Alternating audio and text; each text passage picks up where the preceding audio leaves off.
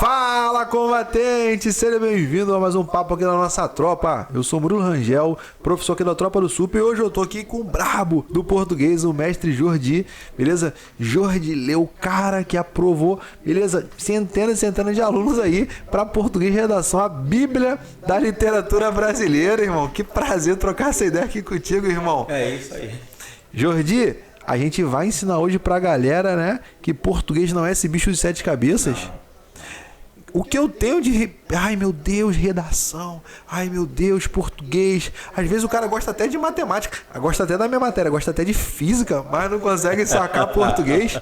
Deveria ser mais simples, né, Jordi? Cara, é o seguinte. É um prazer estar falando com todos vocês aí. Primeiramente, lógico. Eu queria deixar claro que o português ele não é bicho de sete cabeças não, tá, gente? Eu amo a língua portuguesa. Eu de coração, cara. Eu amo mesmo. Eu amo o que eu faço. Murilo, na boa, eu não sei. Às vezes eu me pergunto, cara, o que eu estou fazendo dando aula? O que me trouxe até aqui?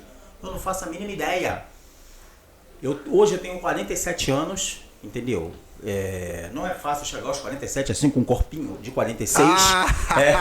Corpinho de 46, não é fácil, entenderam? E, cara, assim, a gente... na juventude, na adolescência, almeja algumas coisas para a vida, mas eu nunca me vi em sala de aula. Eu amo o que eu faço, eu tenho paixão pelo que eu faço. Jordi, inclusive, já explica pra galera, porque agora na semana passada com a Letícia de Biologia, a gente estava conversando aqui, como é que foi essa decisão? Como é que você chegou a fazer a faculdade? A galera é curiosa, quer saber da tua vida, quer saber qual faculdade você fez, como é que funciona. Por que você falou assim, caramba, mano, dar aula é uma parada que faz sentido pra mim, que faz o meu coração bater. Como que a galera, né, que está pensando, a gente tem muitos alunos que querem seguir pro lado da licenciatura, pro lado da docência, como é que eles podem dar os primeiros passos? Porque a gente sabe, inclusive, que o professor de preparatório é um bicho diferente. Porque tem que ser um cara que, assim, é mais direto ao ponto. Mas por onde que você identificou, caraca, eu fui mordido por esse bichinho aqui de ser professor e depois, obviamente, por ser professor de preparatório? O que acontece, cara? Eu sempre tive paixão por jornalismo. Jornalismo. Lá nos anos 90, eu assistia lá as finais dos campeonatos, Flamengo chegando às finais do estadual e a galera invadindo o Maracanã, invadindo o gramado mesmo, literalmente, pulando aquele fosso lá. E eu, caraca, cara, eu tenho que cobrir uma final disso aí. Então eu tinha paixão por jornalismo. Eu não queria cobrir guerra urbana. Não, minha parada era esporte. Eu ia para o esporte, sempre quis isso, determinado a fazer jornalismo. Eu pensei em fazer biologia de repente como uma terceira opção. Eu tinha uma amiga pela qual eu tinha profunda admiração. Ela era a personificação da biologia. Depois eu descobri que eu não gostava da biologia em si. Eu admirava aquela minha amiga, inteligência. E ela dizia para mim, eu não sou inteligente, eu só sei o que esses caras escrevem. Gente, até na resposta a menina é inteligente. Eu falei, caraca, mas me ver dando aula eu nunca me vi. Nunca me vi. De repente, vinha um coleguinha aqui, outro ali, pô, tô com dificuldade em português, me explica. Vinha outra pessoa, pô, meu sobrinho tá com dificuldade em português, explica. E aquilo ali pra mim era natural, ia fluindo. Pô, jornalismo, pô, português tem que estar na veia, né, cara?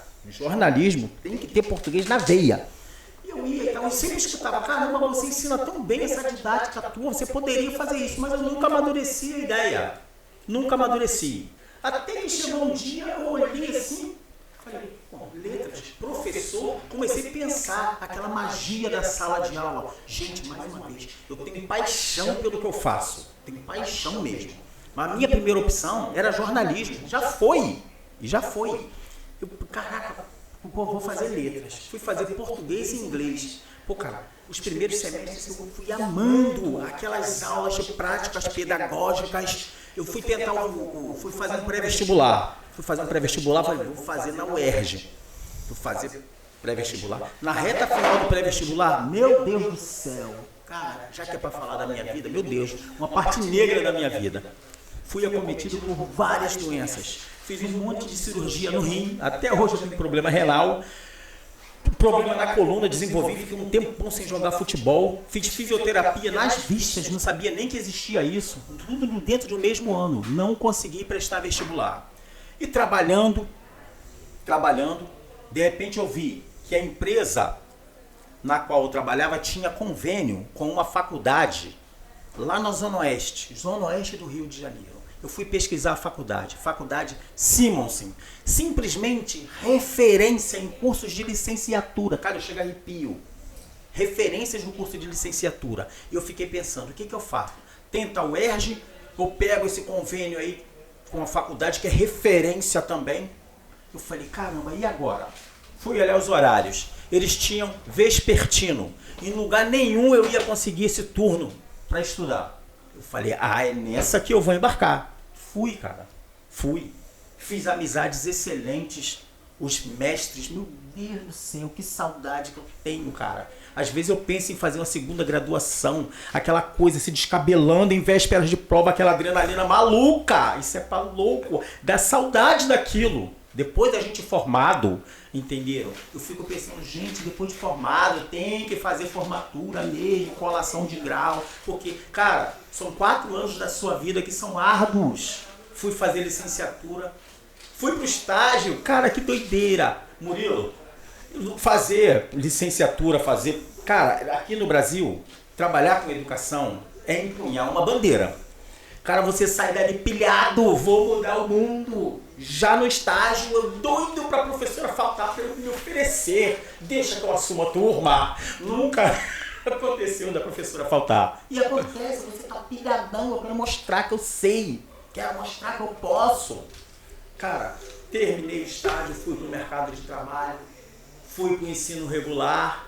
Cara, não me envergonho de dizer, não me adaptei. Eu falei, gente, o que está acontecendo com o ensino hoje em dia? Ninguém quer nada, ninguém quer nada.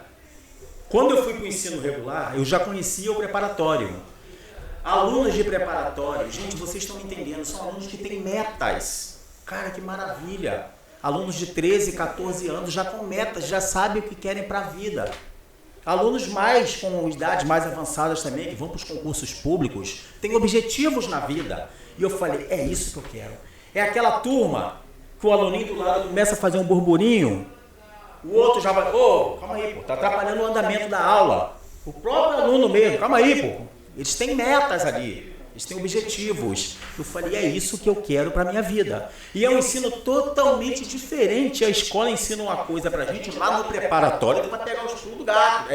O pulo do gato está no preparatório. Conhecer malandragem de prova, conhecer culturas de bancas, e é isso aí, toda essa aí, Murilo. E, cara, eu gosto, sou feliz pra caramba com o que eu faço. Graças a Deus.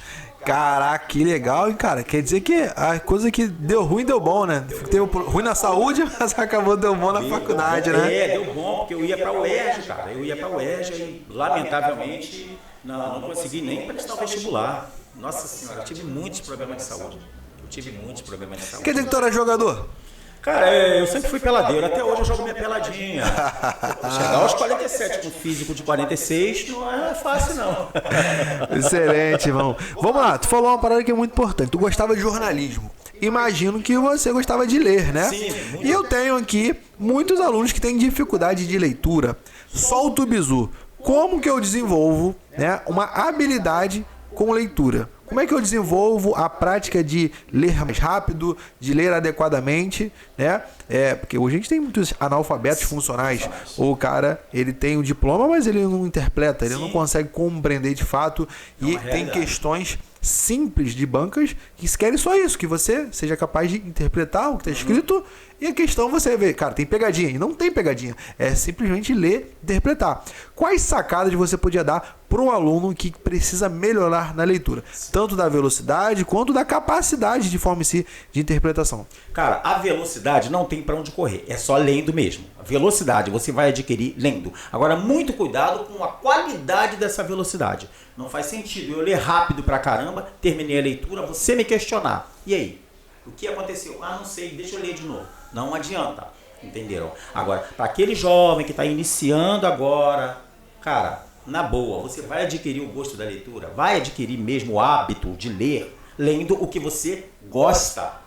Eu não me envergonho de dizer, Murilo, já abandonei livro pela metade, entendeu? E como eu adquiri o hábito de ler? Eu não faço a mínima ideia, eu nunca vi meu pai lendo um livro, além da Bíblia.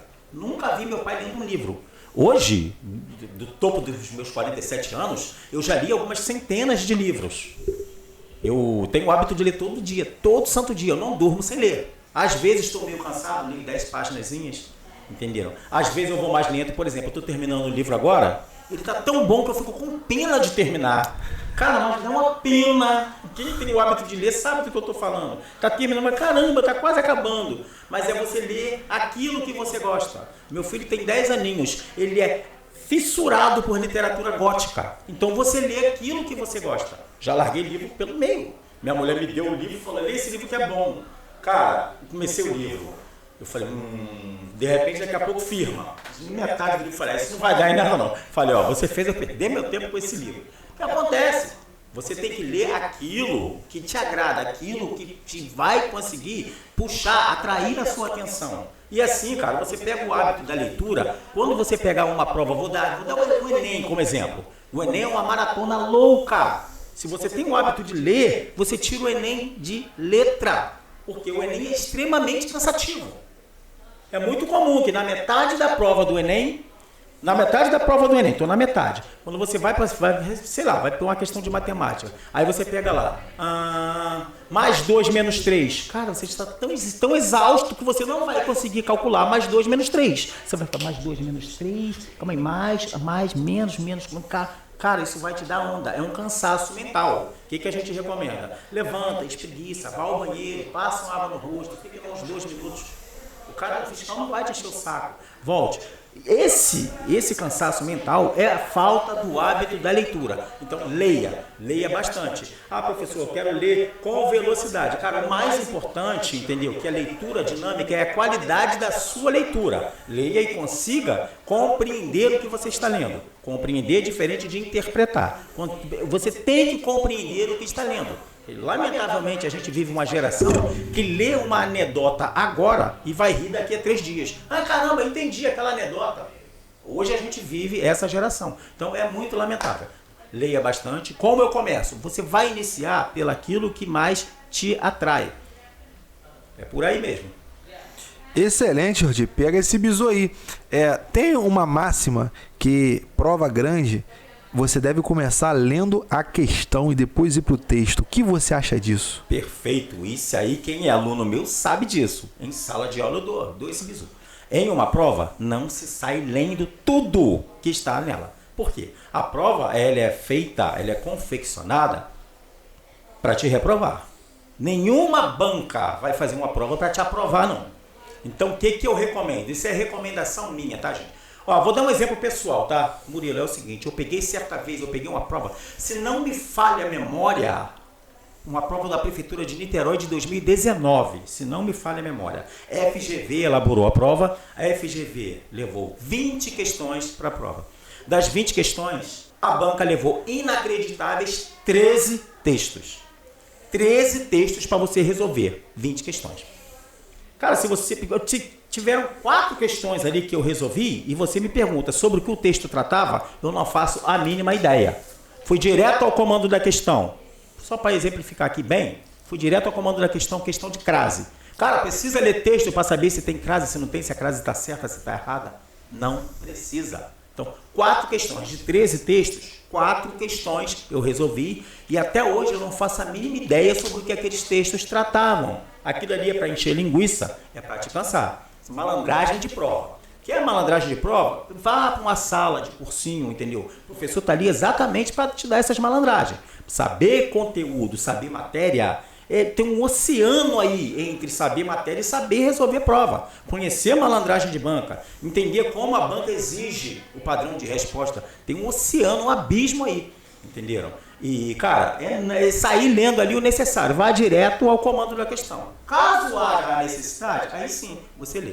O Enem tem muito disso. Dá uns enunciados gigantes, lá embaixo está o comando da questão pedindo o que quer. Não faz sentido ler tudo aquilo.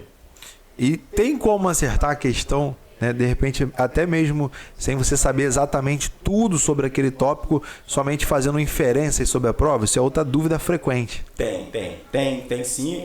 Mas para isso, cara, você tem que ter um conhecimento de mundo que te permita você eliminar alguma coisa. Por que esse conhecimento de mundo? Vou dar um outro exemplo aqui pessoal. Um outro dia desses eu estava numa pizzaria com a minha família e dessas pizzarias botam um monte de personagens lá, de vez em quando. Hoje em dia é moda isso. Entra lá uns personagens. Cara, entrou um Batman. Pô, mas um senhor Batman. Era um negão enorme. Dava pra ver que era negão por causa da máscara do Batman aqui, ó. Uhum. Aí o garçom, que certamente é camarada lá do cara que tava fazendo o Batman, comentou assim, pô, botaram o Júlio, depois falando pra mim que nem é Júlio, é Július. Botaram o Július pra fazer o Batman. Eu não fazia a mínima ideia, não alcancei a piadinha do cara, mas não alcancei mesmo, de coração. Depois que eu vim saber que é um personagem, é um ator que faz o personagem do todo mundo odeia o Chris, o pai do Chris. Exatamente. Mas, cara, sem esse conhecimento de mundo, você não entende a piada. Fica difícil você interpretar alguma coisa. Muito difícil. Mas dá sim, cara. Dá com conhecimento de mundo ali, você vai eliminando algumas coisas. Uma dica que o professor dá. Todo mundo fala, pô, você é louco. Não, não sou louco, cara. Não sou louco. Com todo respeito, eu tenho determinada experiência. Vai fazer prova de português? Não leia o texto. Professor, você é maluco? Não, não sou maluco. Não leia o texto. Vá direto para a questão.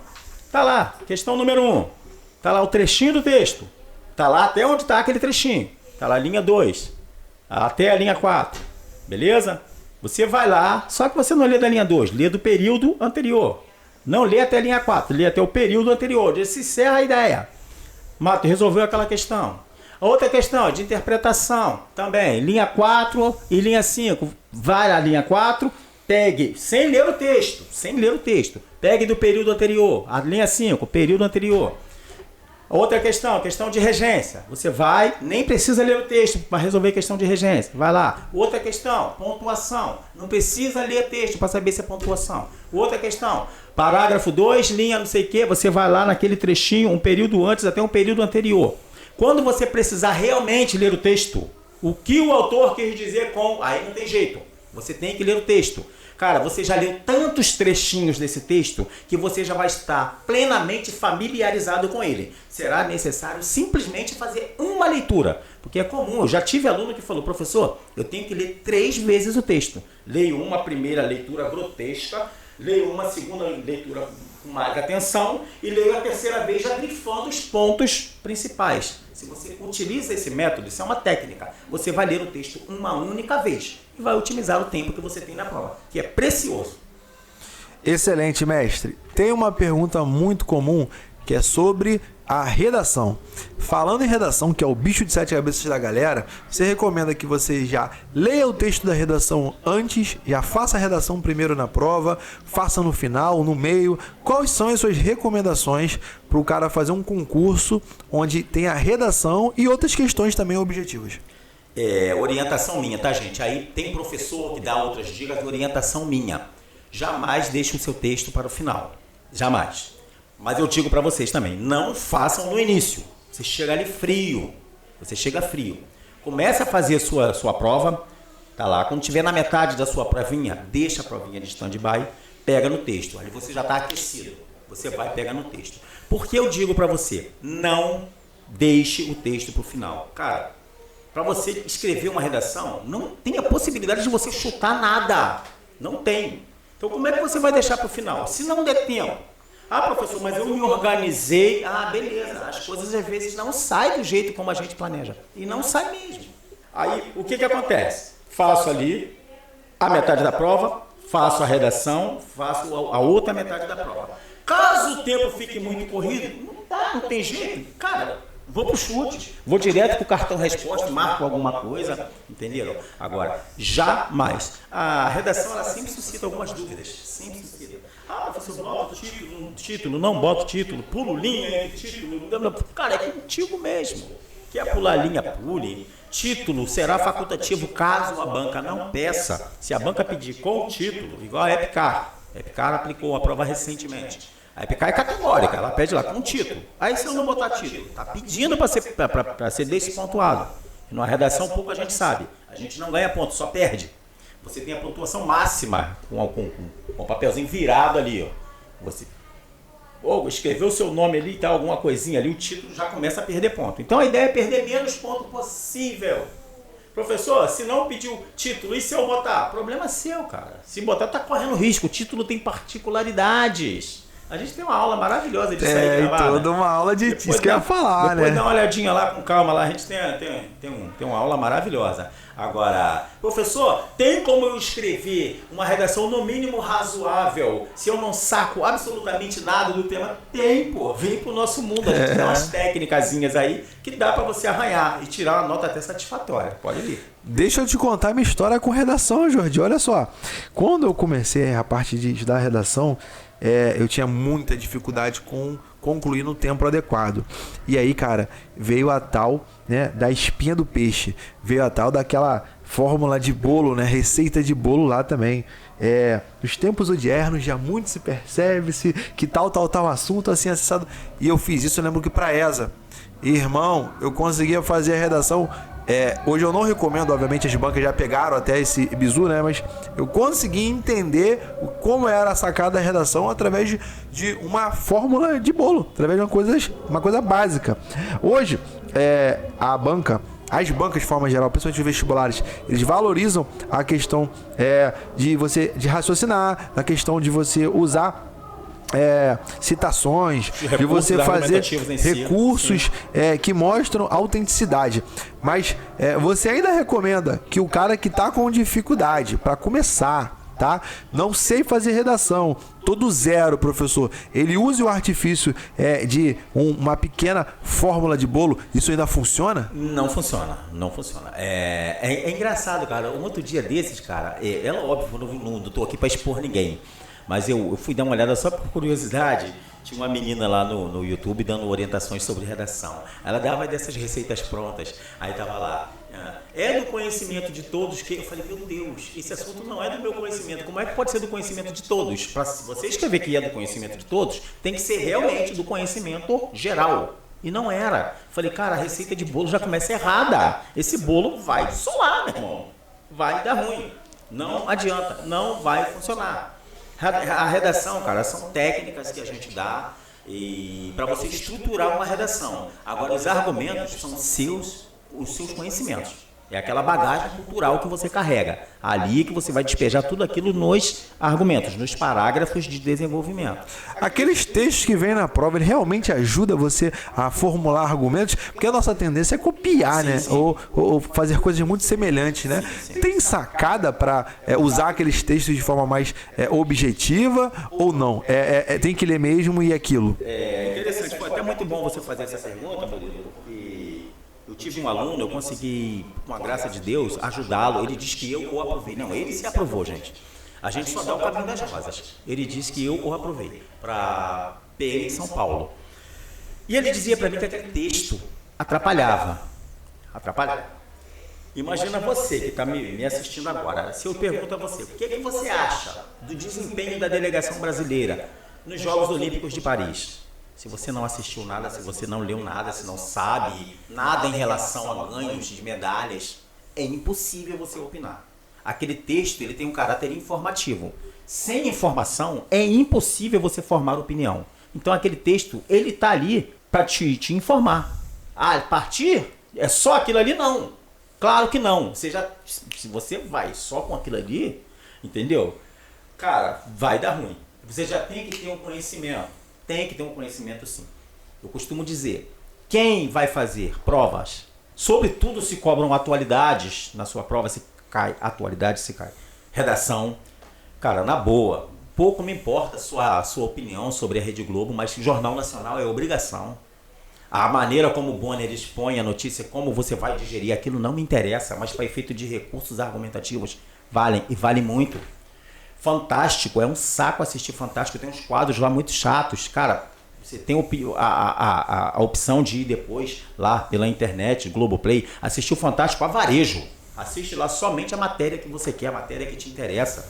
Professor, eu sou mais da TV fechada, beleza, tem a CBN maravilhosa, mas tem que estar bem informado, só aquele textinho lá, cara, vai dar ruim, mas a função daquele textinho é te dar informação. Extrair informações dali e botar no seu texto é tiro no pé. Inclusive vai estar escrito isso lá, nas regras lá, você vai ser zerado. Mas no mais é tranquilo, é estar bem informado, ir para a guerra e vamos que vamos. Jordi, dá algum bizu simples pra galera pegar e já aplicar agora sobre, por exemplo, técnicas para começar uma redação, técnicas de introdução. A gente sabe que tem vários tipos, né? Mas quais são as mais usuais e quais as bancas gostam mais? Então, é uma coisa que eles amam. Isso é uma técnica que tem que ser aplicada. Você vai utilizar no seu parágrafo introdutório, olha só, o parágrafo de introdução, cara, o nome é autoexplicativo. O que é que você vai fazer ali na introdução? Você vai introduzir. Vai introduzir o quê? Vai introduzir o tema, o tópico frasal, o assunto a ser abordado no restante do texto. Isso aí é inegociável. À medida que você põe no primeiro parágrafo, o assunto a ser abordado no restante do texto, você esclarece para a banca que você entendeu a proposta. Você pega ali coisa do tipo assim, você inicia assim, os recentes acontecimentos, vamos supor um fato esteja batendo insistentemente na mídia. Os recentes acontecimentos veiculados pela mídia foram determinantes para evidenciar uma grave crise no sistema hídrico brasileiro. Ponto final. Você vai entrar com outro período só para concluir. Cada parágrafo tem que ter início, meio e fim. Isso está lá na nossa aulinha lá. Dá uma olhadinha lá depois com calma. Cara, quando você joga o ponto final ali ao fim desse primeiro período, uma grave crise no sistema hídrico brasileiro, você já deixa claro sobre o que você vai dissertar. Vou dissertar sobre o quê? Crise no sistema hídrico brasileiro. Não tem para onde correr. Isso tem que estar sempre no parágrafo introdutório. Aí o porquê dessa crise? Desenvolvimento 1, desenvolvimento 1, 2 ou desenvolvimento 3 também. Fica a seu critério. Você poderá escrever seu texto com 4 ou 5 parágrafos. Tudo isso está lá na nossa aulinha lá. Mas, cara, no primeiro parágrafo, o macete é explanar o tópico frasal ali. Preciso argumentar, explicar... Não, você terá 2 ou 3 parágrafos de desenvolvimento para você explanar todo o seu conhecimento sobre aquele tema. Mas, no primeiro parágrafo, é jogar o tema. É isso que eles querem. Eles ficam satisfeitos. Opa, esse aqui entendeu a proposta. Ficam felizes. Aquele aluno mais ousado que quer fazer uma introdução por flashes, uma introdução contexto histórico, para fazer algum tipo de citação ou alusão específica. Quais são as orientações que você faz para esse aluno que quer dar uma enfeitada e até ganhar um ponto com a banca fazendo talvez uma introdução fora do comum? Não se faz. A introdução, cara, o nome é autoexplicativo. Introdução e conclusão. Na conclusão, o que você faz? Você conclui, cara. Você só confirma o que você falou.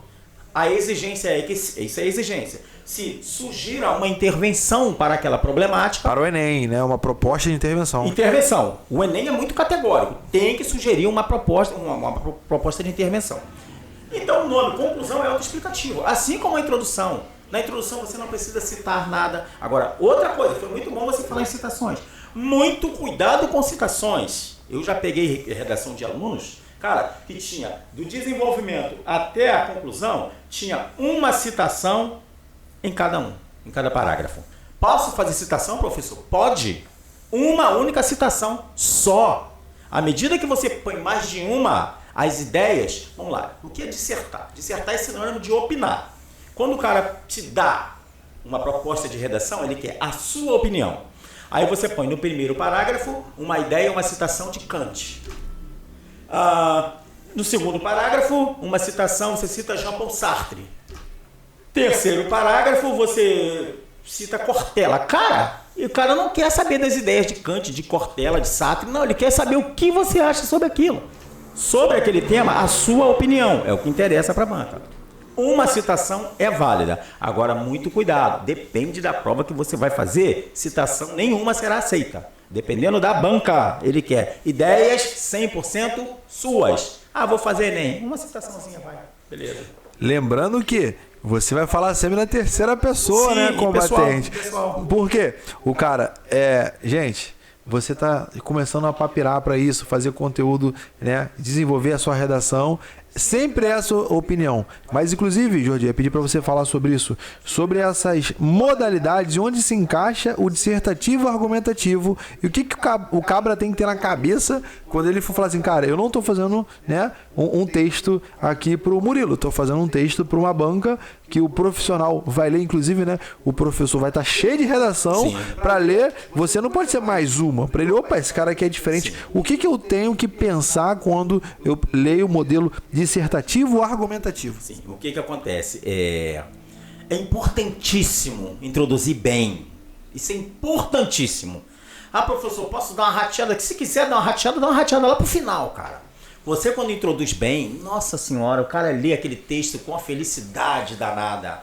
O cara tem uma cacetada de textos. Você, quando introduz mal, entendeu? Houve um tempo em que o seu texto, o cara não tinha que prestar conta. Hoje não. Hoje as bancas postam um espelho da sua redação. Você vê lá todos os erros. Mas houve um tempo que não tinha isso, não. O cara com pilhas e pilhas. Na boa, acontecia assim, tá? Você introduziu mal pra caramba, o cara já tirava aquele texto ali e jogava pra lá. Jogava aquele texto de lado. Cara, o cara não vai fazer esforço para entender o que você escreveu. A caligrafia tem que estar legível, é importantíssimo. A dissertação, vale ressaltar que a dissertação ela é ramificada entre dissertação expositiva, nada mais são que notícias. São dissertações expositivas, expõem fatos. E a dissertação argumentativa é o que será exigido de você cá fora. Vão exigir de você dissertação argumentativa. Então, impessoalidade sempre. Jamais você vai utilizar expressões do tipo eu acho, na minha opinião. Por quê? Cara, seria redundância. Se dissertar é opinar, a opinião que o cara quer é a sua opinião, não faz sentido você iniciar assim. Na minha opinião, fazendo um paralelo aqui, dá no mesmo quando o cara escreve assim, lá no último parágrafo. Conclui-se, então... Como assim conclui-se, então? Se o último parágrafo já é conclusão, para que você escrever conclui-se? E por que no primeiro parágrafo você não escreveu introduz-se? O primeiro parágrafo é a introdução. Você jamais vai escrever introduz-se, assim como no último. Jamais vai escrever conclui-se. E a impessoalidade, sempre, norma culta será exigida. Existe uma dúvida cruel. O aluno, já teve aluno que me perguntou, professor, eu não vou ser taxado por falta de vocabulário se eu não botar umas palavras mais robustas, umas palavras mais caprichadas. Cara, eles não vão exigir isso de você. Menos é mais? Menos é mais. O cara que vai corrigir seu texto não está com o dicionário ao lado. Ele não vai exigir. Ele vai exigir, ele não vai abrir mão. Não vai abrir mão. Vai exigir que você escreva correto. Tem que escrever correto, norma culta o tempo todo. Agora, é o que eu falo para os meus alunos, é um feijãozinho com arroz bem temperadinho. E chega depois, é aquela notaça lá, o cara vai pro abraço. E Jordi, é possível, né, ter uma boa nota usando letra de forma? Sim, tanto faz. Você não vai misturar as caligrafias. Se você for escrever com letra de forma, início do seu texto até o final, letra de forma. Vou escrever com letra cursiva. Tem alunos que têm esses problemas, né? A minha letra cursiva é muito feia, vou escrever com letra de forma. Pode escrever do jeito que você quiser. Só pelo amor de Jesus Cristo, você vai diferenciar maiúscula de minúscula. Beleza? Você vai escrever o Brasil está em desenvolvimento. O está iniciando o período já é maiúsculo mesmo. O Brasil está ali no meio. Você vai botar o B grandão, o R menorzinho, e o restantezinho menorzinho. Para diferenciar, para você deixar claro. Opa, aqui eu sei que a letra é maiúscula. Só isso. A nota não interfere em nada. Já me perguntaram se o aluno que escreve a quantidade máxima de linhas pode ter uma nota melhor que o aluno que escreve a quantidade mínima. Pode acontecer o oposto, inclusive. Com aquele aluno com a quantidade mínima de linhas, atingiu uma nota melhor que aquele outro que encheu linguiça, que foi prolixo, o tempo inteiro dando voltas. Numa redação, numa dissertação, isso é regra da própria dissertação. Não é que a banca é intolerante, não. É regra do próprio tipo textual, tá? Você tem que ser sempre conciso. O que é conciso? Eu tenho que ir daqui para ali, eu vou reto, objetivo, sem ficar dando voltas. Então, não necessariamente você precisará escrever as 30 linhas. Não necessariamente. Jordi, agora conta pra gente, né? O que passa na tua cabeça no momento que você tá corrigindo a redação de aluno? Quando você tá vendo aquela redação ali, cara, o que você vê assim, caramba, esse aluno aqui me chamou a atenção. O que passa na cabeça do professor, do corretor, da banca, no momento que ele olha ali para uma redação, no meio de tantas outras, que faz, de repente, o professor querer dar uma nota bacana? Sim, o que acontece, Murilo? Isso vai da fase, tá? A gente, quando pega o início de ano letivo ali, A gente, cara, pega alunos da rede pública de ensino, da rede privada de ensino e não somos hipócritas. A gente conhece o abismo que existe entre a educação pública e a privada. E, cara, a gente quando pega aquele aluno que vem, que tem dificuldade para escrever lá no início do ano letivo, ele mesmo se desacredita, a gente olha nos olhos dele e diz, acredite mais em você, porque eu acredito em você. Pô, cara, quando chega lá pro iniciozinho do segundo semestre, a gente vê a evolução. Esses são os meus melhores alunos.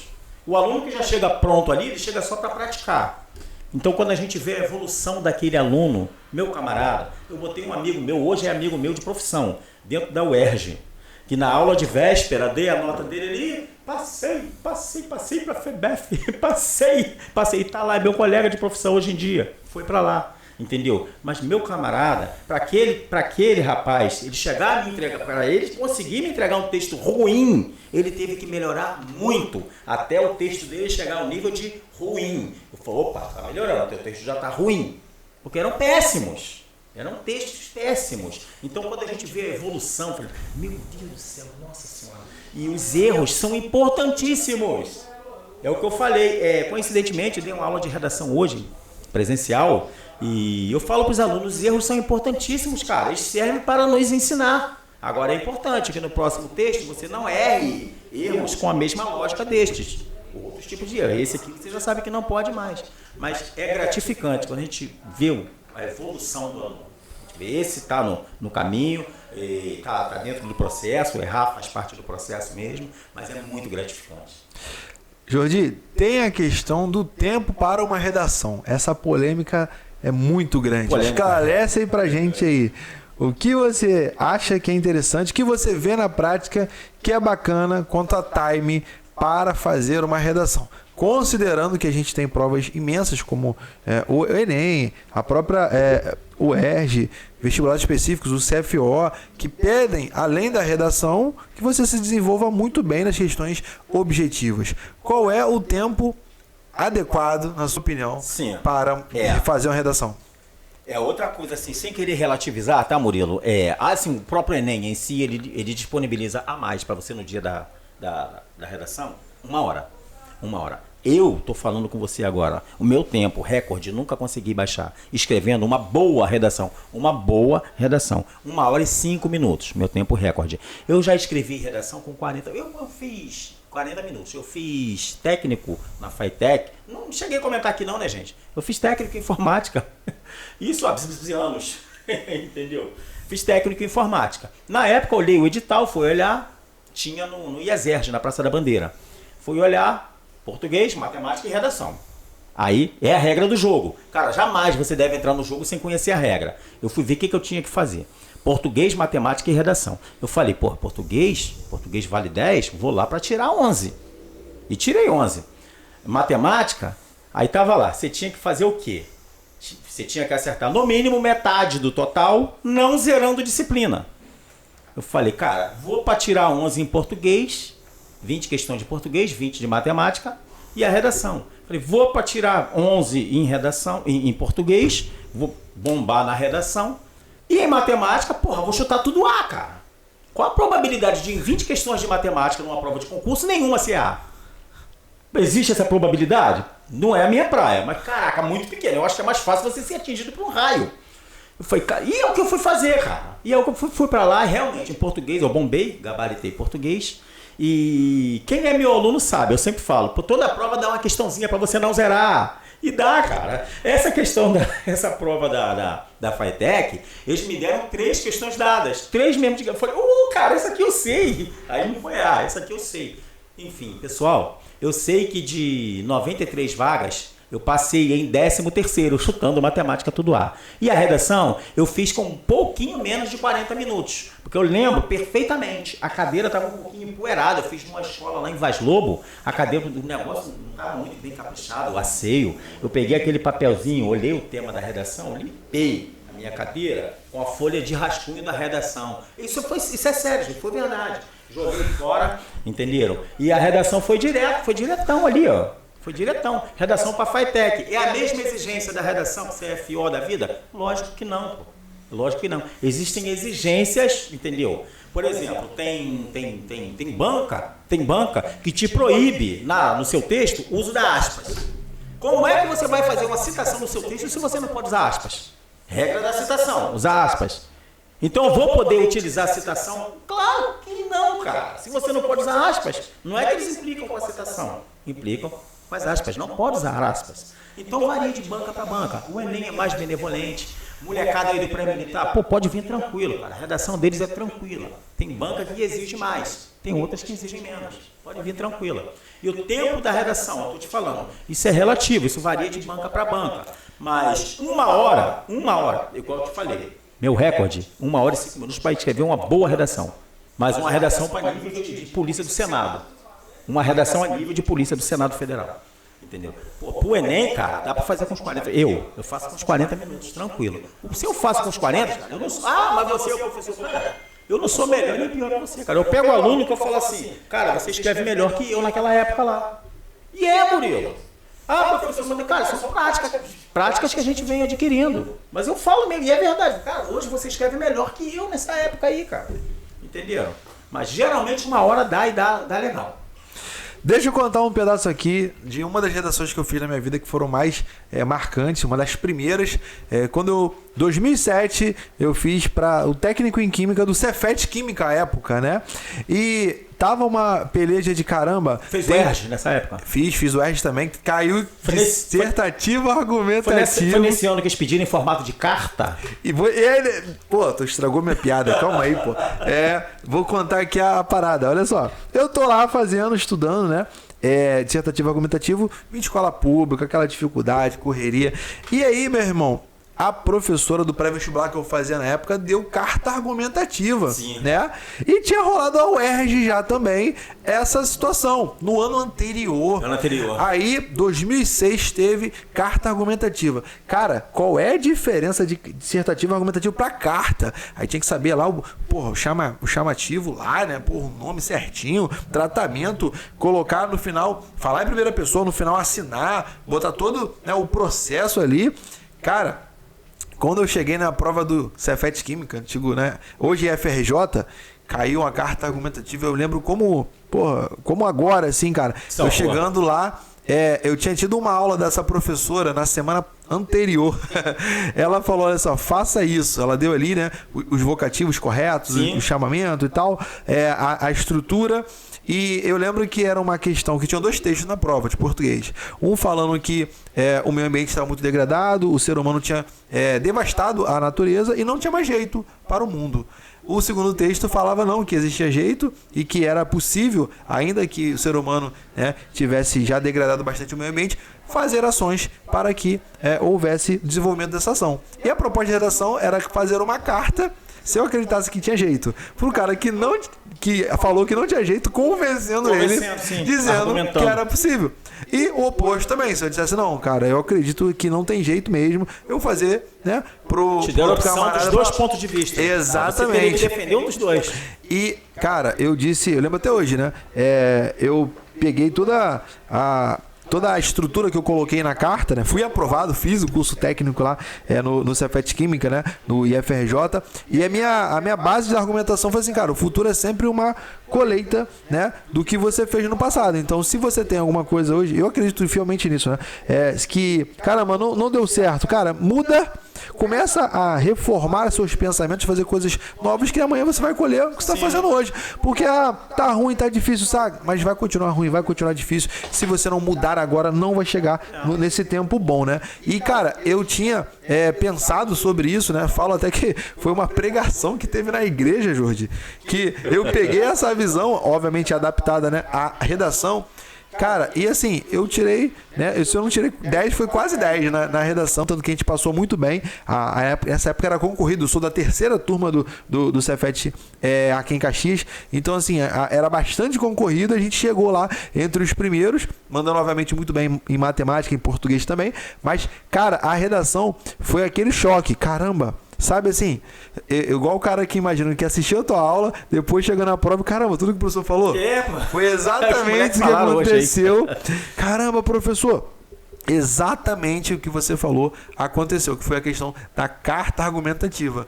E tinha sido, né, um exemplo que foi dado na UERJ, né, no ano anterior, e desde então não teve mais carta argumentativa. Todo mundo fica com aquele cagaço, teve. né? Meu irmão, se cair carta na minha vez, vai dar merda, hein? Vai dar problema, porque tem umas situações diferentes que você tem que ter a atenção, diferente, né? Mas a argumentação sempre é atenção aos vocativos.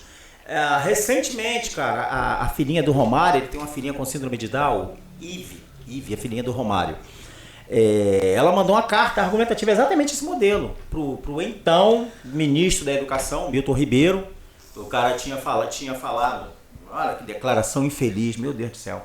Aí ele tinha dado uma declaração excluindo as pessoas com esse tipo de necessidade especial, excluindo da sala de aula. E ela fez uma carta argumentativa dizendo que ela não tem uma aula específica preparada para pessoas com a mesma condição dela, que ela frequenta a aula com todo mundo, não atrapalha ninguém, não atrapalha o andamento da aula, entendeu? Consegue absorver as aulas assim como todos os outros. Cara, que carta maravilhosa, que argumentos fortes daquela menina. Exatamente assim, mais ou menos nessa aí. Cara, excelente. Eu acho que a grande questão da redação é você conseguir entender o momento, né, que você está fazendo a prova, a sua capacidade ali, minimamente, né, de construir pelo menos 2 ou 3 bons argumentos, né, desenvolvê-los, fazer um fechamento rápido na conclusão, porque não precisa inventar a roda, né, e ganhar pontos quanto às questões objetivas, né? Porque se você não acertar a questão objetiva também, isso não adianta, não tem muito o que fazer ali. Já falamos sobre essa questão de como o professor pensa no momento da correção, do desenvolvimento, que eu acho que é muito importante, né? Você ter essa cabeça, cara, eu vou pegar o bizu de entender como o professor vai corrigir a minha redação. Porque afinal de contas, né, é algo que assim, é interessante e que eu tenho que buscar favorecer, porque se eu quero ter uma nota boa, eu vou, né? Eu sei como é que. Eu sei que meu pai e minha mãe gostam. Eu vou fazer, né? Vou tentar buscar. Se eu quero que eles me aprovem em determinada situação, eu vou buscar o que eles, né, fazem ou não fazem isso. Sobre até o meu ponto da dissertação, e eu queria te perguntar o seguinte: se o aluno, né? A gente fala que tem isso, umas bancas que são mais pró ou contra isso ou aquilo, né? Se o aluno ele tem um argumento que muitas das vezes é contra, né, intuitivo em relação ao que está pedido no texto, que a gente sabe quando, né, um argumento ele é mais indutivo ou não. Mesmo assim, vale a pena o aluno ir naquela linha ou ele deve dar um passo para trás e seguir em relação à banca? Vai retroceder sim, entendeu? Vai retroceder. O que acontece, o Murilo, é o seguinte: eu já tive alunos que a gente está sentado, o aluno está ali 10 minutos. Porra, não sai nada. Meu amigo, você não vai escrever. Pô, professor, tá ruim. Vamos lá. O assunto é esse, vamos lá. A gente entrar no debate, o cara verbalizar, expor argumentos maravilhosamente bem. Eu falei, meu amigo, é isso que eu quero. Professor, mas eu tenho dificuldade para escrever. Diante disso, eu recomendo a seguinte técnica. Cara, em casa, treinando seus textos, dê uma de louco, converse consigo mesmo. Explique a situação. Cara, parece loucura. O aluno com dificuldade danada. 20 minutos não sai nada. Quando a gente levanta um debate sobre aquilo, qual a sua opinião sobre isso? Não, professor, isso ocorre assim, por conta disso, e a gente tem exemplo disso, daquilo que deu certo, que poderia ser implantado. Falei, meu camarada, exatamente isso que eu tô querendo. Por que você não põe isso no papel? Daí o cara se tocar e começar a fluir a coisa.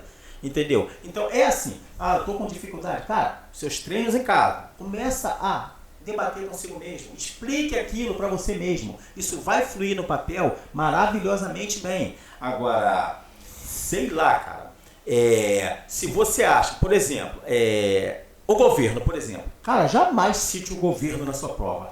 Tem uma corrente aí, entendeu, das bancas que é pró-governo, não vamos entrar nessa seara, mas enfim, não cite o governo. Professor, posso citar os órgãos competentes? Sim, os órgãos competentes poderiam, sim, o governo poderia, jamais cite o governo, jamais. Mas minha vontade é descer a madeira no governo ali. Não faça isso, não faça isso. Não é que eu esteja aqui defendendo o governo, não. Eu estou aqui para ajudar o aluno a ser aprovado. A ser aprovado. A pergunta é justamente nesse sentido, porque temas que a UERJ propõe. A UERJ adora levantar temas polêmicos, Sim. né?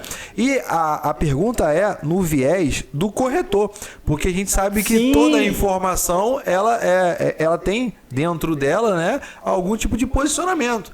E aí, como é que eu faço se eu tenho um posicionamento contrário, né, para mim argumentar de forma a não ser prejudicado, a conseguir a minha aprovação, e mesmo que o cara ache, né, que ele não seja do mesmo partido que eu, digamos assim, mas que ele, não, cara, eu tenho que dar uma nota boa para esse cara porque esse cara merece. O que acontece? Eu costumo dizer o seguinte, cara, eu ouço muito, Murilo, assim, pô, a UERJ é tendenciosa pra caramba. Eu escuto isso, entendeu? Mas são opiniões, pô, é tendenciosa, beleza. O que acontece, Murilo? Eu costumo dizer pro aluno, cara, o cara que vai corrigir o seu texto, tem que ter muito cuidado, nossa senhora. O cara que vai corrigir o seu texto não é obrigado a concordar com a sua opinião. Tecnicamente, o seu texto estando bom, ele tem que dar a nota que você merece. Peguei um texto uma vez, eu levei para a sala de aula, o tema na época estava sendo batido insistentemente na mídia, era a redução da maioridade penal. Levei esse tema, cara, eu peguei um texto muito bom. De coração, não concordo com nada do que aquela menina escreveu, mas foi 9 e cacetada a nota dela. Agora, quando se trata de UERJ, a UERJ é mais perigosa, cara. Se a UERJ disser que isso aqui, ó, é vidro, você tem que escrever dizendo que isso aqui é vidro. Muito cuidado. É a regra do jogo, não vamos inventar para não ter problema, pô. É a regra. Você vai evitar um problema. Depois que você já estiver lá dentro, estudando, já estiver formado, eu vou mudar o mundo. Aí é contigo. Entendeu? Mas por enquanto você é um mero vestibulando, cara, na boa, não vai complicar o jogo. Ainda tem a questão que você pode depois pedir um recurso de redação, né? Sim. E a gente sabe que nem sempre todo mundo que vai... Você paga para fazer um recurso, não é de graça, e nem todo mundo que vai corrigir uma redação, ele vai, né, olhar com tão bons olhos ali para subir a tua nota. Você aconselha o cara a pedir recurso, revisão de redação, de nota, e em que casos eu acho que isso é válido? Ô Murilo, é o seguinte, se é direito da pessoa, entendeu? Tem que correr atrás mesmo, é direito, tem que correr atrás. Mas, cara, é perigoso, a gente vê exemplos aí, por exemplo, esse mesmo rapaz que eu falei pra você que está aprovado para a Polícia Militar de São Paulo, ele foi reprovado na investigação social. Isso reprova pra cacete. E argumentaram que ele tem contato com pessoas de má índole. Ele tem um tio que ele não fazia a mínima ideia que o cara saiu da cadeia há pouco tempo. Só é tio dele porque é irmão da mãe dele. Inevitavelmente é tio. Mas ele não tem contato, não sabe pra onde o cara tá, não sabe pra onde o cara mora. Mas a danada da investigação social pegou esse parentesco aí. Pô, você tem um meliante lá na família e reprovou. Ele entrou com recurso. Isso é causa ganha, Murilo. A própria Constituição Federal diz que não existe pena de caráter perpétuo. Como é que eu posso ser penalizado eternamente? E essa investigação social vai reprová-lo eternamente. Como é que eu posso ser penalizado, entendeu? Por um parente, por um cara que é irmão da minha mãe, que nem vínculo com o cara eu tenho, entendeu? Ele consegue entrar. Mas, meu camarada, a prática diz que, nesses casos, quando entram pelas vias judiciais, muito provavelmente não passam nem no estágio probatório. Muito provavelmente nem no estágio probatório eles passam. A justiça manda botar. Tá lá. Daqui a pouco, ó, chegam lá e botam na rua, que é direito deles. Ah, não serve, não passou no estágio probatório. Pronto. Outros meios, né? Usou-se outros meios para ver lá. Eu falo isso porque eu já pedi revisão de nota de UERJ, né? E assim, eu tive um colega que pediu junto comigo, por acaso a minha nota subiu e a do cara abaixou. Então assim, não é porque você vai pedir... Eu esqueci de tocar esse assunto. Pode baixar, pô. Pode baixar. Como é que funciona a nota? Eu corrijo, o professor Cláudio corrige, beleza? Se não tiver discrepância muito grande das notas, beleza, é aquilo mesmo. Agora, se tiver uma discrepância muito grande de maior de 3, maior de 300 no efeito para casa do Enem, vai para um terceiro corretor. Vão valer 2 notas só. A dele lá e a que mais se aproximar da dele, sendo a minha ou do professor Cláudio. Entendeu? Cara, num caso de revisão, pode ser que caia.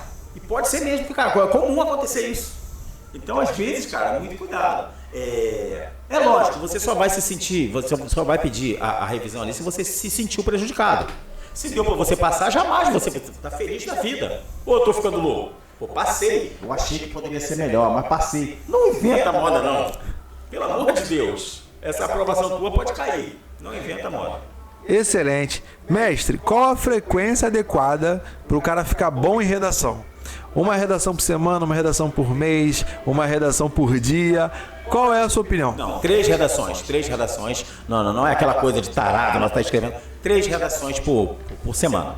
3 redações. Até porque você tem outras coisas para estudar também, não é só a redação. Agora, a redação é prática. Assim como tudo, né? Assim como tudo.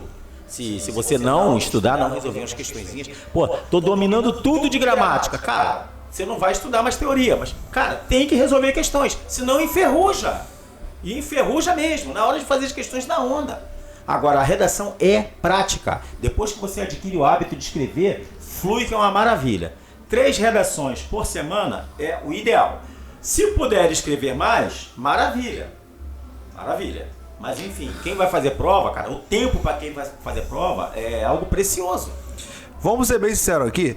Eu sei que o concurseiro, às vezes, fala 3 redações por semana é muita coisa. Fazer uma matemática básica, né? 3 redações no mês de 4 semanas vão estar 12 redações por mês. Tem aluno que não faz uma, Jorginho. Sim. Então, se o cara fizer isso que você está falando, 3 redações por semana ao longo de um ano, são 144 redações. Sim. É impossível o camarada não mandar bem numa redação. Ainda que ele fizer um esforço descomunal para ser reprovado, ele não vai conseguir ser reprovado. Mas esse é o ideal. Vamos falar o mínimo aceitável aí. Qual você acha que é o mínimo aceitável para o cara mandar bem na redação? Cara, no mínimo 2. Você ficar com o tempo muito... o tempo tá muito fechadinho o tempo dele, cara. 2 redações, ele tem que arrumar tempo para fazer. E essa redação, ele faz desde o começo dos estudos ou ele faz mais próximo da prova? Não, praticando sempre. Praticando sempre. O ideal, início do ano letivo, comecei, vamos. Aí é um processo. Se o cara já tem a manha, acho que já consegue escrever um texto coeso, um texto coerente, isso aí é a alma da redação, tá, gente? Dê uma olhadinha lá depois, lá tem um material bom gravado lá, coesão e coerência. Eu falo pro meu aluno, se o texto tá coeso, tá coerente, tem nota. Se não tá coeso ou coerente, é estudar para a próxima. E a questão da prova da polícia, né? Que a gente agora falou, o tema da redação, deu bom aquela questão das câmeras lá. Foi. Conta pra galera aí como é que foi a tua bola de cristal. Deu bom? Foi, cara. Eu sei lá, eu sou abençoado, cara. Deus me mostra. Não é que eu seja o cara, eu tenho bola de... É porque Deus me mostra. Eu tava assistindo outro dia desses o Jornal Nacional e eu vi lá uma polêmica danada. O policial em São Paulo, ele atirou num idoso, mas ele desligou a câmera da farda. E aquilo assim, deu uma luzinha em mim assim na hora. Faltavam uns 3 meses, cara. Uns 3 meses para... Eu acredito que uns 3 meses, não tenho certeza. Uns 3 meses. Eu parei, pensei assim, falei, gente, a essa altura do campeonato, a prova não está pronta ainda. Falei, caraca, esse é um tema muito caível para a PM do Rio. A FGV tinha assumido a prova, eu falei, é um tema muito caível. Peguei, levei para a sala de aula. Sempre a gente leva um tema. Tema atual, óbvio, e tema caível. Tema que a gente aposta que vai cair. A FGV gosta, é perfil dela, gosta muito de trabalhar com temas sociais, sempre. É perfil dela, eles gostam. Eu levei. Tema de redação, eu não falo vai cair isso. Foi leviando demais falar vai cair isso, igual a gente fala nas provas. Então, cara, tema de redação eu não costumo dizer para o aluno assim na véspera da prova, vão levar esse tema. Pô, imagina, o tema é um só. A gente faz isso com questões. Igual eu fiz na última prova do CFO. Eu falei na aula de véspera, gente, para esse ano eles aumentaram a quantidade de questões. Tem 4 anos que não cai crase. Agora, para esse ano, como aumentaram a quantidade de questões, estou apostando em uma questãozinha de crase. Bingo! Mas foram 20 questões. Agora, a redação, a gente leva para a sala de aula para trabalhar com a prática ali do aluno o tema que a gente aposta nele, o tema que a gente acha que vai cair. E como eu tinha visto a matéria, eu falei, gente, é muito caível isso, cara. Levei. Pô, teve uma aluna lá, cara, acabou a prova, já me mandou, professor, o senhor não acredita. O que foi, menina? Caiu câmera nas fardas dos policiais. Eu falei, pela primeira vez, cara, eu acertei na mosca. Eu já tinha batido na trave, tema de redação algumas vezes. Já tinha batido na trave. Agora, pela primeira vez, eu acertei na mosca. E acertei mesmo. É tranquilo, Murilo, é tranquilo. A gente chega, dá os bizus ali, dá os pulos do gato ali, entendeu? E, cara, a gente consegue mapear os caras, tema social, tema muito social isso. Tema muito social, muito polêmico, entendeu? Tema muito polêmico. E eu acredito que o pessoal foi bem, tá? Quando eu levei o tema para a sala de aula, eu vi argumentos bons. Argumentos se posicionando prós, argumentos se posicionando contra, entendeu? Mas, enfim... O cara lá ele não é obrigado a concordar com o seu posicionamento. Ele quer que você se posicione, não fique em cima do muro. Ah, é bom, mas é ruim. Como assim é bom, mas é ruim? Ah, é bom, mas não funciona. Como assim algo que não funciona pode ser bom? Aí é uma contradição, né, gente? Aí é incoerência. Ele quer que você se posicione. Se posicionou, mostrou seus argumentos, defendeu porque é bom, defendeu porque é ruim. Entendeu? E gramaticalmente, tá tudo certinho ali, vem notão aí. É assim que funciona. Excelente, mestre. Para a galera que está com dificuldade de redação, inclusive, né, a gente tem aqui, né, a possibilidade dele, sendo nosso aluno, mandar a redação por e-mail e você corrigir. Fala para a galera um pouquinho aí sobre essa parada. Dá para corrigir a redação e mandar porque o cara acha que não. Para corrigir a redação, o professor tem que estar na minha frente, né? Como é que funciona essa questão da correção por e-mail? Não, funciona muito bem. Cara, é uma correção, é o feedback como se o aluno tivesse na minha frente ali. A diferença é que na minha frente ali, a gente mostra o aluno fala, professor, aqui eu quis dizer isso aqui. Não é o que você quis dizer, é o que você disse aqui equivale. E nessa parada tecnológica que já é a realidade, eu costumo dizer que nem é o futuro não, isso já é a realidade, o aluno não está ali para dizer, eu quis dizer isso, entendeu? A gente dá o feedback para o aluno, mostra os erros, mostra como tem que ser, como poderia ter ficado melhor, um vocábulo mais adequado, a gente sempre orienta e, cara, não perde nada para um presencial. Excelente, mestre. Vamos aqui para vocês considerações finais. O papo tá muito bom, Jordi, mas assim, dá o bizu pra galera aí, de forma objetiva, o cara que tem que mandar bem em português, o cara que tem que mandar bem em redação, qual é para você a chave? Qual é Bom, irmão, é isso aqui que faz o aluno ser aprovado. Sim, o que acontece? Cara, não tem receita mágica. Eu vou estudar, eu vi um vídeo lá que tá ensinando técnica de chute. A técnica é uma só. Estudar. A técnica é estudar. Curso preparatório, ele vai te auxiliar bastante. Existe uma estatística, tem um pessoal aí, cara, eu acho que é coisa de quem não tem o que fazer, fica fazendo estatísticas. 94% dos alunos aprovados em concursos, eles frequentaram sala presencial de cursinho. Esse número cai um pouco com relação aos alunos do curso online, mas também a aprovação é bem alta. Agora, aqueles alunos que estudam por conta própria, sem um direcionamento, aquele tipo de aluno que pega o edital inteiro para estudar, esses alunos, uma parcela muito pequenininha, consegue êxito. Muito pequenininha mesmo. Pô, pegar o edital inteiro para estudar tá de sacanagem, né, combatente? Há anos que a gente já não faz mais isso. E até porque eu acho que você também acredita do pensamento que a gente tem aqui com os professores, que é 80-20, lei de Pareto. É sempre 20% do edital que sempre cai e cai 80% da prova. Sim. A prova, cara, ela vem ali, entendeu? Aquele edital extenso pra caramba. Se você estudar aquilo tudo ali, fatalmente você não vai conseguir estudar o programa de português. Porque conteúdo programático de edital engana. Às vezes você olha a parte de... Vou falar do português, que é a minha praia. Aí tá lá, pequenininho. Interpretação e compreensão textual, beleza. Toda prova cobra isso. Aí tá lá, classes morfológicas, beleza. Cara pálida, só classes morfológicas. São 10 classes de palavras. Só o bom e velho verbo é um ano inteiro estudando verbo. Então o que eu faço, professor? Vem pro nosso mundo, cara. A gente vai mapear para você o que a sua banca vai cobrar de verbo. Porque as bancas têm preferências. O que eles gostam de verbo? A própria FGV, por exemplo. A FGV ama vozes verbais. Ama vozes verbais. É mais difícil, é mais fácil? Não necessariamente, é preferência da banca. Então, o que eu vou estudar? Vem para o nosso mundo que a gente vai encaminhar você. Você vai estudar isso aqui que está no seu edital. Despreza, pode cair, pode, que está em edital. Não pode cobrar sem estar. Pode cair? Pode. Agora, a probabilidade de cair é muito pequena. Então, cara, o pulo do gato é estudar, procurar direcionamento de um curso, um profissional experiente na área que vai poder te direcionar. Pô, é uma maravilha, cara. Você estudar, eu falo, cara, aluno meu não passa porque não quer, cara. Eu dou um pouco de teoria, eu dou um monte de prática, o aluno tem um monte de aula prática.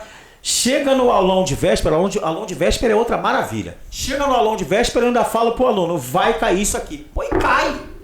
O aluno desse não passa só se não quiser, cara. Só se faltar aula, né? Só se faltar, cara.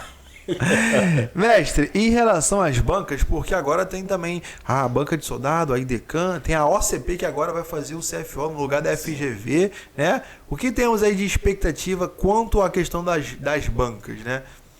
Cara, a OCP é uma banca que ela já tem certa experiência, aliás, todas elas, mas ela já tem certa experiência com órgãos estaduais. A OCP ela fez por muito tempo as provas da Polícia Civil, por muito tempo a OCP que fez, mas é uma prova. Quem já estava estudando para FGV vai tirar a OCP de letra, pé nas costas. Pé nas costas. IDECAN é prova para você fazer bêbado.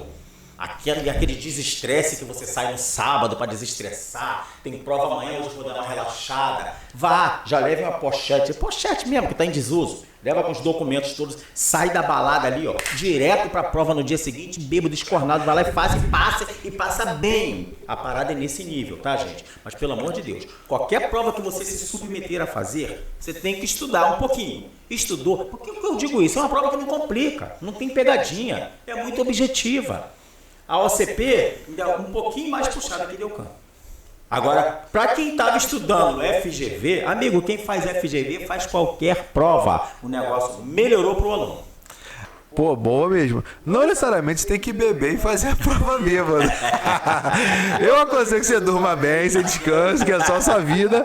Mas assim, o Jordi tá brincando com essa questão, porque assim, cara, não dá pra você, meu amigo, pelo amor de Deus, não dá pra você vacilar nesse tópico. E a gente, é bom de falar essas coisas, Jordi, porque o aluno fica muito tenso, né? Ai, meu Deus do céu, o que vai ser agora? A OCP, ai, meu Deus do céu, FGV, antes era o ERG, e agora? Ó céus, quem poderá me defender? E a gente dá essa tranquilidade pro aluno. É claro que arte da guerra, né? Você tem que conhecer o seu concorrente, conhecer o seu adversário, né? Para você não temer a guerra. Se conhece o seu adversário, não temerá o resultado de nenhuma guerra, de nenhum combate. Então, se conheça a sua banca, estude, mas sim, se tranquilize em relação a isso.